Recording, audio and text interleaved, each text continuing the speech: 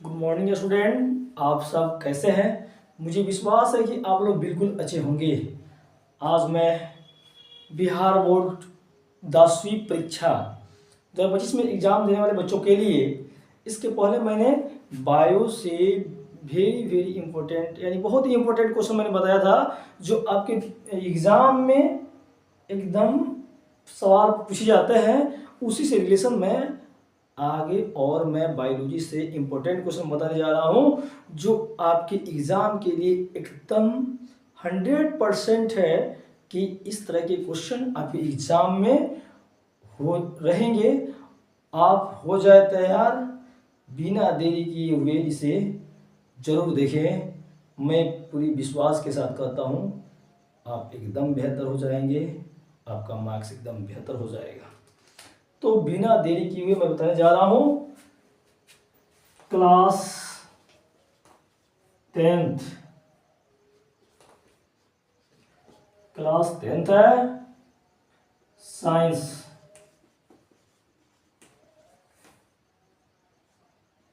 से biology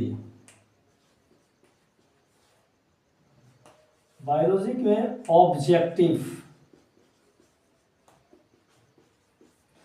objective question, biology से objective question बहुत ही महत्वपूर्ण क्वेश्चन है। आप चैनल पर नए हैं तो जरूर वीडियो को सब्सक्राइब कर लेंगे और लाइक कर लेंगे। आइए यहाँ आज के लिए पहला क्वेश्चन है, शरीर में रक्त बिंबाणुओं का मुख्य कार्य क्या है। शरीर में रक्त बिंबाणुओं का मुख्य कार्य क्या है।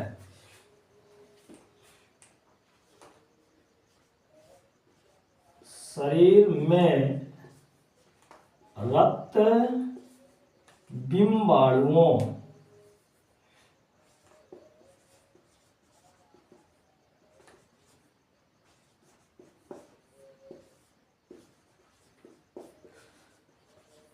मुख्य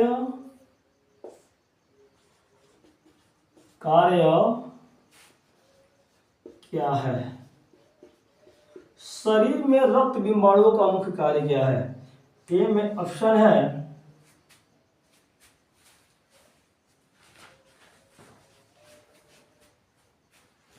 प्रतिरक्षा तंत्र का निर्माण करना, प्रतिरक्षा तंत्र का निर्माण करना।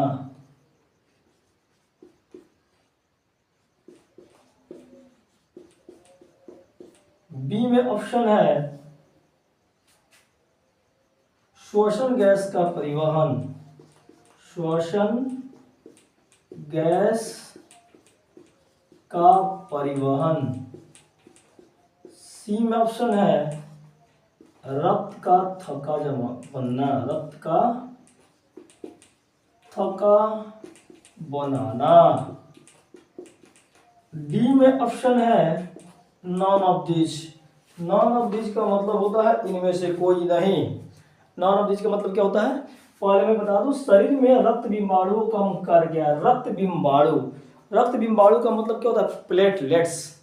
तो आपको पता है कि प्लेटलेट हमेशा यहाँ रक्त को थक्का बनाता है, रक्त का थक्का बनाता है। इसलिए option number B C right answer आपका हो जाएगा, रक्त का थक्का बनाना। बहुत ही महत्वपूर्ण क्वेश्चन है, मनुष्य में पाचन कहां से प्रारंभ होता है, पाचन क्रिया कहां से प्रारंभ होता है। अगला क्वेश्चन है, मनुष्य में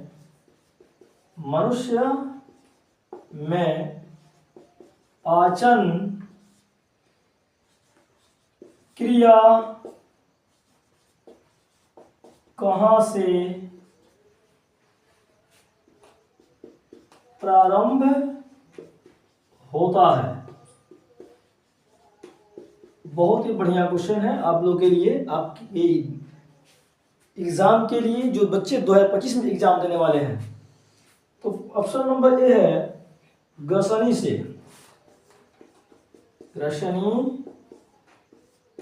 से, बी में है मुख गुहा से, मुख गुहा से, डी में है बड़ी आंत, बड़ी आंत से, सॉरी बड़ी आंत से, डी में है ना बी में से कोई नहीं।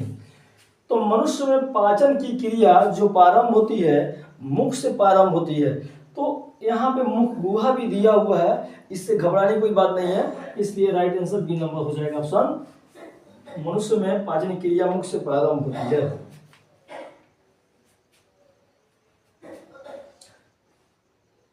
रक्त में हल्के पीले रंग के चिपचिपे द्रव को क्या कहते हैं? रक्त में हल्के पीले रंग के, अगला क्वेश्चन है, रक्त में हल्के पीले रंग के चिपचिपे, रक्त में हल्के पीले रंग के चिपचिपे द्रव को क्या कहते हैं? द्रव को क्या कहते हैं? आपका ऑप्शन है ए नंबर जो है प्लाज्मा, बी में है सीरम, सी में है बिम्बाणु, डी में है लसिका।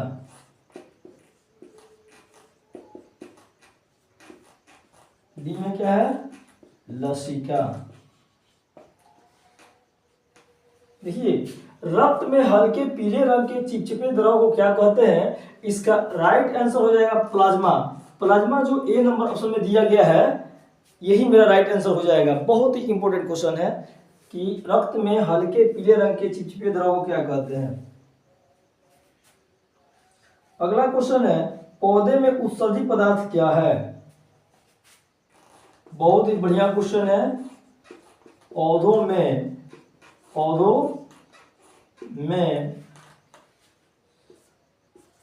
उत्सर्जी पदार्थ क्या है? पौधों में उत्सर्जित पदार्थ क्या है? ए नंबर ऑप्शन है रेनिन, या इसे हम रेनिन नहीं रेजिन, बी में है गोंद, क्या लिखा हुआ है? सी में है टैनिन,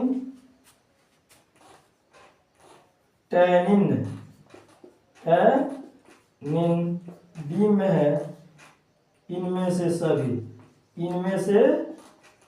सभी।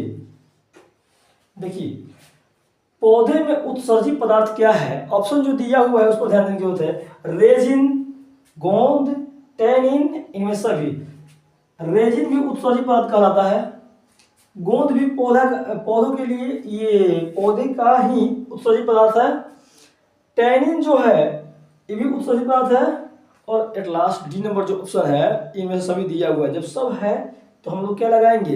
इनमें चूज नहीं करेंगे। अब जब हमको पता है कि सब उत्सर्जित करता है पौधा, तो इनमें से सभी हो जाएगा। Right answer option number D हो जाएगा, जो हमारे डी में दिया हुआ है इनमें से सभी, यानी इसे हम लोग ऑल ऑफ दीज भी कहते हैं। क्या कहते हैं? ऑल ऑफ दीज कहते हैं।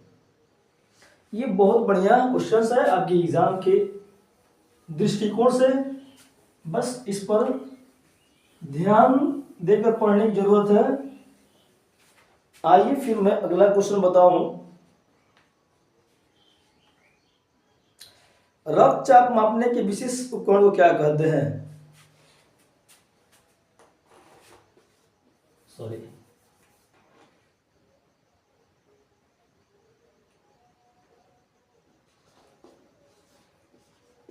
नहीं क्वेश्चन नंबर कितना हो गया? ये 6। रक्तचाप मापने के विशेष अंक को क्या कहते हैं? विशेष अंक को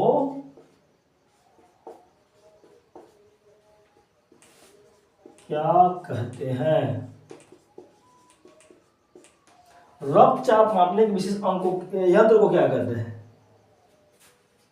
सॉरी, यहाँ क्वेश्चन गड़बड़ हो गया। यंत्र, रक्तचाप मापने के विशेष यंत्र को क्या कहते हैं? पहला ऑप्शन है स्टेथोस्कोप।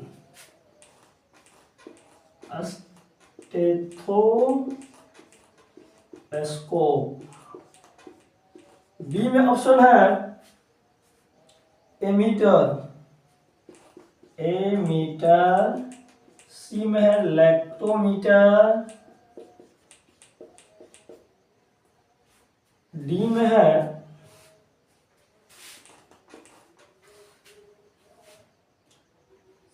सिफ्गोमैनोमीटर।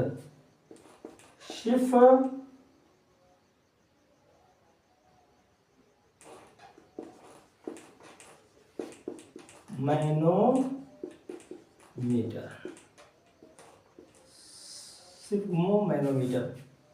देखिए, रक्तचाप मापने के विशेष यंत्र को क्या कहते हैं? ऑप्शन दिया है स्टेथोस्कोप, एमीटर, लैक्टोमीटर, सिफ्गोमैनोमीटर।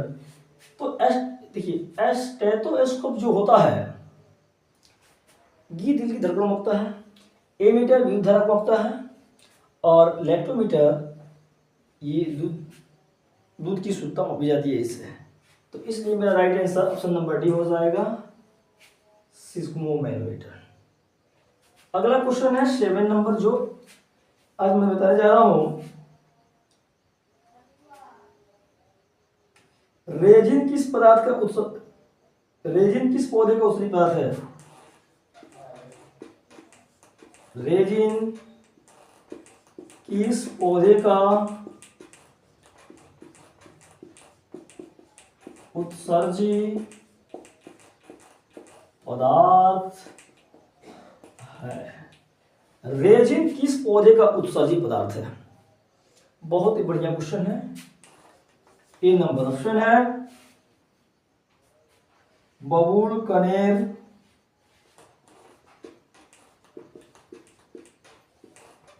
बी में है कनेर, सी में दिया पीपल, डी में दिया है चीड़। आज ध्यान में रख लीजिए, रेजिन जो होता है ना, ये चीड़ मतलब पौधे का उत्सर्जी पदार्थ है। Option number D right answer हो जाएगा मेरा। Question number 8। अगला जो क्वेश्चन है बड़ी बढ़िया क्वेश्चन है। पौधे में उत्सर्जन किस भाग में होता है? पौधों में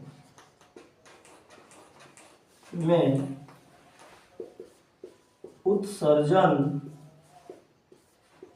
किस भाग में होता है? किस भाग में होता है? पौधों में उत्सर्जन किस भाग में होता है? ए में ऑप्शन है जड़, बी में है तना, सी में है पत्ती, डी में है all of these का मतलब इनमें सभी। तो पौधों में याद रखिए, पौधों में जो उत्सर्जन का जो कार्य होता है ना, तो पत्तियां ही करती है, इसलिए राइट आंसर मेरा क्या हो जाएगा? पत्ती, यानी सी नंबर ऑप्शन। अगला क्वेश्चन है, इस पर विशेष ध्यान देने की जरूरत है।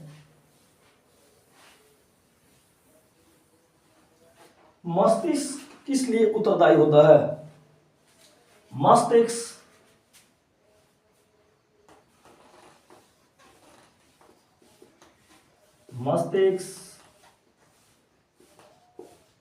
किस लिए उत्तरदायी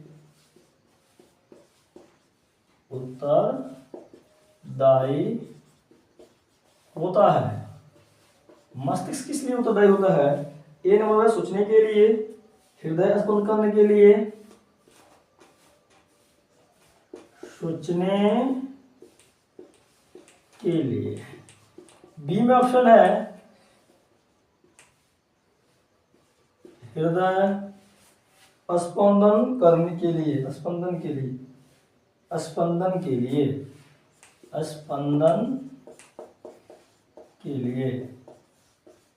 सी में जो ऑप्शन है शरीर का संतुलन बनाने के लिए, शरीर का संतुलन बनाने के लिए।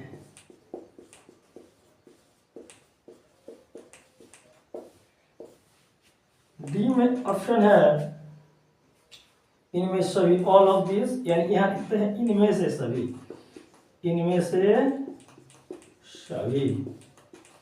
देखिए मस्तिष्क किस लिए होता है? वो सोचने का काम करता है, बात सही है। हृदय स्पंदन वो भी काम करता है, शरीर का संतुलन बनाए के रखता है। मस्तिष्क तो ही है कि जब सोचता है तो बॉडी को संतुलन बना के रखता है। तो इसलिए मेरा right answer D number option हो जाएगा, इनमें से सभी। अगला क्वेश्चन है मैग्नीशियम कहाँ पाया जाता है? मैग्नीशियम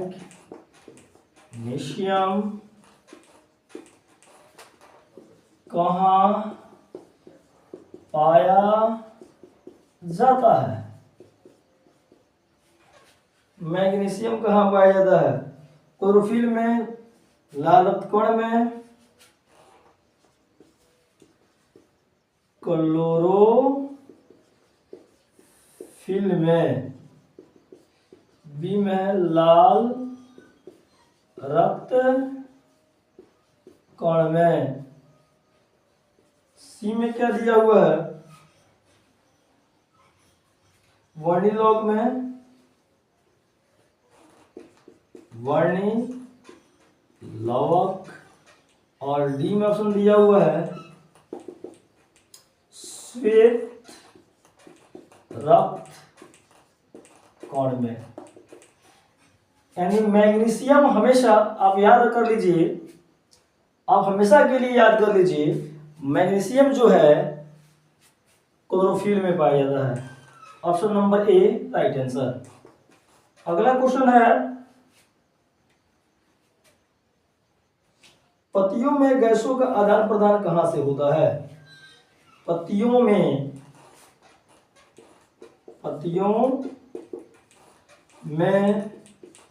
गैसों का आदान प्रदान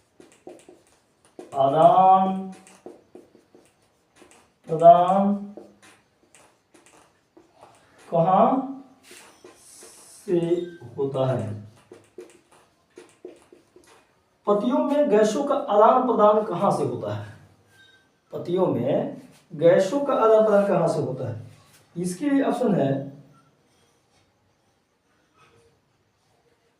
पत्तियों में गैसों का आदान प्रदान कहां से होता है? सीरा, बी में है रंध्र, सी में है मध्य शिरा,